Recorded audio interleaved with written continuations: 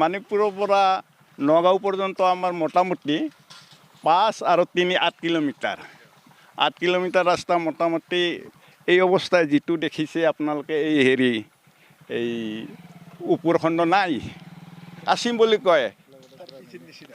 তাৰ পিঠিটো উঠি গ'লে যেনেকা কাছটো মৰি যায় ঠিক তেনেকা এই পিডব্লিউ মানে ৰাস্তাৰ যিটো পিচ কৰিছিল সেই পিচ কৰাখিনি উঠি যোৱাৰ পিছত এতিয়া কাছৰ নিচিনা অৱস্থা হৈছে ৰাস্তাটো লাহে লাহে মৰি আহিছে এই ৰাস্তাটো তাৰমানে হৈছে কি এতিয়া ৰাস্তাটোতো বেয়া হৈছেই